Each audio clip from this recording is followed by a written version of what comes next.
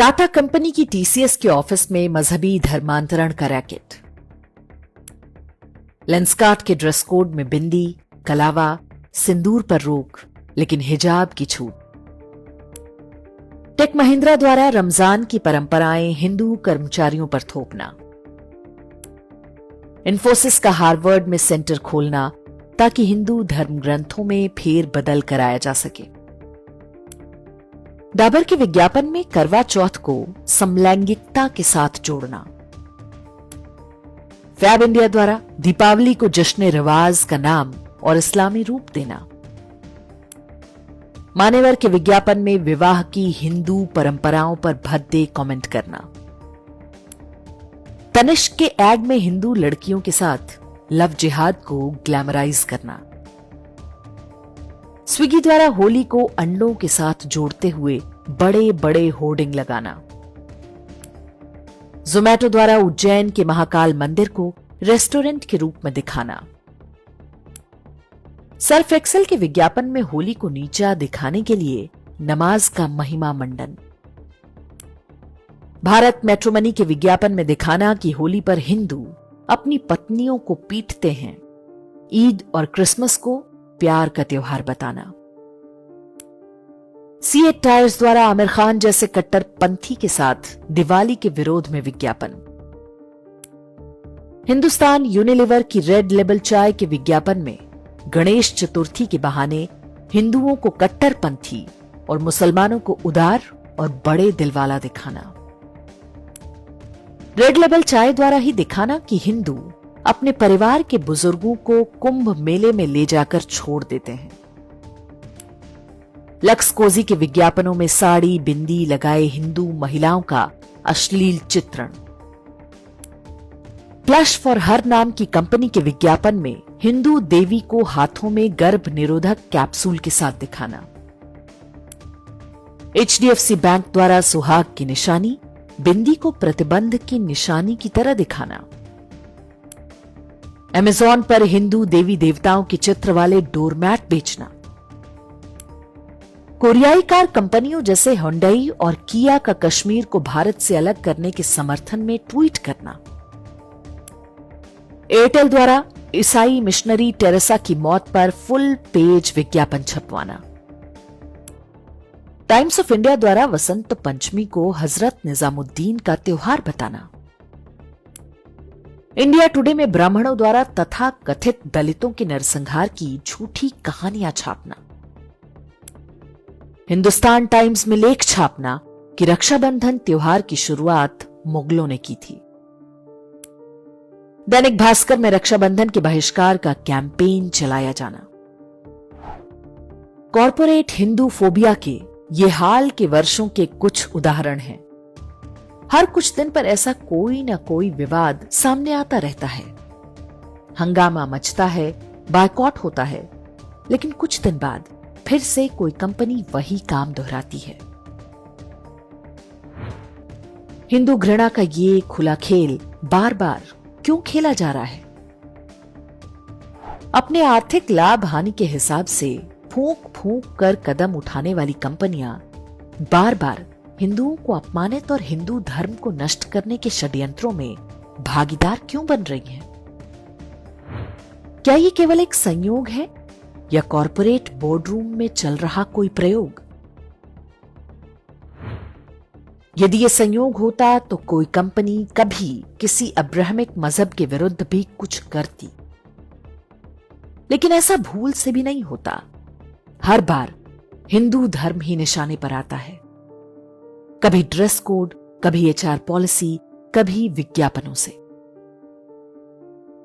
Video के आरंभ में हमने हिंदुस्तान यूनिलीवर की हिंदू घृणा के दो उदाहरण दिए, जबकि यही कंपनी टेरेसा की मिशनरीज ऑफ चैरिटी को फंड करती रही है ताकि वो हिंदुओं का धर्मांतरण करवा सके। वास्तव में हिंदू धर्म को नष्ट करने के वैश्विक षड्यंत्रों का नया मोर्चा है कॉरपोरेट्स। स्विट्जरलैंड के दावोस में हर वर्ष वर्ल्ड इकोनॉमिक फोरम यानी WEF की एक बैठक होती है, जिसमें विश्व भर के नेता और उद्योगपति पहुंचते हैं। ये कोई अंतरराष्ट्रीय संस्था नहीं बल्कि एक प्रकार का ग्लोबल एलीट क्लब है। यहीं से एक फॉर्मूला दिया गया कि हर बड़ी कंपनी को एनवायरमेंट, सोशल एंड गवर्नेंस यानी ESG पर भी खरा उतरना होगा। कोविड महामारी के दौरान 2020 में वर्ल्ड इकोनॉमिक फोरम ने दुनिया की 4 बड़ी कंपनियों Deloitte, Ernst and young, KPMG और PwC के साथ मिलकर 21 ESG मैट्रिक्स जारी किए। ये चारों कंपनी फिलहाल भारत सरकार के लगभग हर बड़े कार्यक्रम में कंसल्टेंसी दे रही हैं। कोई कंपनी कितना लाभ कमाती है, अपने शेयर होल्डर्स को कितना मोटा लाभांश देती है, ग्राहकों के लिए कितने अच्छे उत्पाद बनाती है, कितनी अच्छी सेवाएं देती है, अब केवल इतना पर्याप्त नहीं, उसे ESG स्टैंडर्ड्स पर भी खरा उतरना होगा। किसी कंपनी की ESG रेटिंग कम है तो उसे लोन मिलना कठिन हो जाएगा। अन्य कंपनियां उसके साथ व्यापार नहीं करेंगी, नए बाजारों में उसकी पहुंच नहीं होने दी जाएगी। ESG रेटिंग सुधारने के लिए विश्व भर की कंपनियों को एक विशेष पॉलिटिकल आइडियोलॉजी मानने को विवश कर दिया गया। विदेशों में ESG का फॉर्मूला अलग तरीके से लागू होता है, लेकिन भारत में इसके निशाने पर सीधे तौर पर हिंदू धर्म है। इसके लिए वे अब्राहमिक मजहबों के साथ गठजोड़ बनाकर काम करते हैं। भारत का एलीट क्लास जो अंग्रेजी में बात करता और सोचता है, अमेरिकी विश्वविद्यालयों में पढ़ता है, उन्होंने बड़े ही आराम से इस हिंदू विरोधी फॉर्मूले को स्वीकार कर लिया। इसके अंतर्गत कहा गया कि भारत में रिलीजियस फ्रीडम कम है, कंपनियां रिलीजियस डाइवर्सिटी अपनाएं यानी ईसाई और इस्लाम मजहब को प्रोत्साहन दें। रिलीजियस डाइवर्सिटी इक्विटी इंडेक्स यानी REDI बनाया गया। हर कंपनी को दिखाना होगा कि वो अल्पसंख्यकों को उनके धार्मिक रीति रिवाजों और पहनावे के समेत स्वीकार करती है। हर कंपनी को अपने यहां नमाज पढ़ने के लिए अलग रूम देना होगा। क्रिसमस और ईस्टर धूमधाम से मनाने होंगे, भले ही एक भी ईसाई कर्मचारी ना हो। मुस्लिम और ईसाई कर्मचारियों को छूट होगी कि वे अन्य कर्मचारियों यानी हिंदुओं को अपनी परंपराओं, पहनावे और त्योहारों से जोड़ें। सरल भाषा में कहें तो ये धर्मांतरण कराने की छूट है। TCS तो पकड़ी गई है, अधिकांश बड़े कॉर्पोरेट्स में ये हो रहा है। ESG रेटिंग बढ़ाने के लिए कार्यालयों में पादरी और मौलवियों को स्पिरिचुअल कंसल्टेंट के रूप में नियुक्त करने को कहा जाता है। जांच हो तो पता चलेगा कि कई कंपनियों ने उनकी नियुक्ति कर रखी है। कंपनियों पर दबाव है कि वे कॉर्पोरेट सोशल रिस्पॉन्सिबिलिटी यानी CSR का पैसा भी इस्लाम या ईसाई नेटवर्क से जुड़ी संस्थाओं को ही दें। जो कंपनियां ऐसे कार्य करती हैं, उन्हें फेथ फ्रेंडली कहा जाता है। फेथ की उनकी परिभाषा में हिंदू धर्म, पहनावे और परंपराओं का कोई स्थान नहीं है। वे एक ऐसी मानसिक गुलामी की ओर हमें धकेलना चाहते हैं जहां बाजार ही हमारी आस्था का निर्धारण करेगा। प्रश्न उठता है कि इस कॉर्पोरेट जिहाद से बचने के लिए हम क्या कर सकते हैं? हिंदू विरोधी नीतियां लागू करने वाली कंपनियों को व्यक्तिगत रूप से ब्लैकलिस्ट करें। जो हमारे धर्म का शत्रु है, उसके साथ कोई भी व्यापार ना करने का प्रण लें। आपको कहीं पर भी हिंदुओं से भेदभाव दिखे तो सोशल मीडिया पर विरोध दर्ज कराएं। हो सके तो कंपनी को पत्र लिखें और पुलिस में शिकायत भी करें। विज्ञापनों में बुर्का, हिजाब जैसी कुरीतियों के महिमा मंडन का विरोध करें।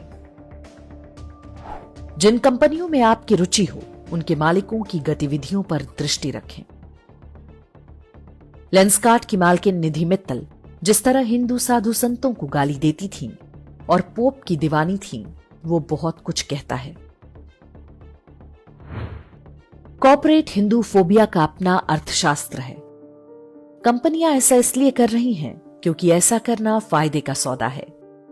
जब भी वे ऐसा करती हैं, उनकी ESG रेटिंग बढ़ती है। हिंदू समाज ने यदि इस कॉरपोरेट उपनिवेशवाद को नहीं पहचाना तो आने वाले समय में स्थितियां और भी गंभीर हो सकती हैं।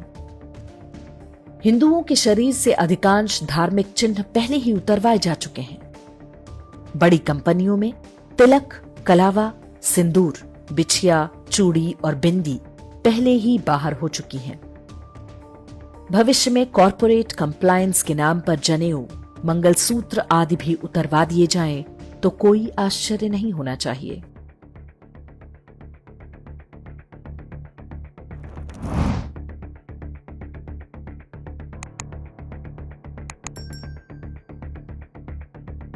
इंडेक्स ऑनलाइन के वीडियो समाज को समर्पित हैं। आप इनको डाउनलोड करके जैसे चाहे वैसे प्रयोग कर सकते हैं। चाहे तो आप हमारे टेलीग्राम चैनल से जुड़ सकते हैं। वहां सारे नए पुराने वीडियो आपको मिल जाएंगे। हमारे सोशल मीडिया लिंक हर वीडियो के डिस्क्रिप्शन में होते हैं। हमारा एकमात्र उद्देश्य हिंदू समाज को जागृत और एकजुट करना है। इसमें सहभागी बने। धन्यवाद।